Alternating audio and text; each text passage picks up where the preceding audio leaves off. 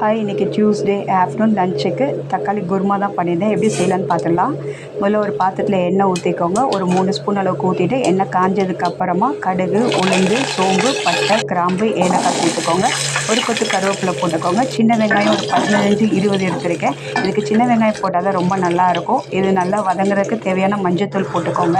அதுக்கப்புறம் காரத்துக்கு தேவையான மிளகாய் தூளும், ஒரு ஸ்பூன் அளவுக்கு மல்லித்தூள் போட்டுட்டு 2 அல்லது 3 பெரிய தக்காளி பழமாக குட்டியாக கட் பண்ணி சேர்த்திக்கோங்க. அதோட 2 பல் பூண்டும், இந்த குழம்புக்கு தேவையான உப்பும் போட்டு அந்த பாத்திரத்தை நல்லா மூடி போட்டு நல்லா வேக விடுங்க. தக்காளி நல்லா வெந்து இந்த மாதிரி எண்ணெய் பிரிஞ்சு வந்ததுக்கப்புறமா ஒரு 1/4 டம்ளர் அளவுக்கு தண்ணி ஊற்றி திரும்ப ஒரு 10 நிமிஷம் நல்லா வேக விடுங்க.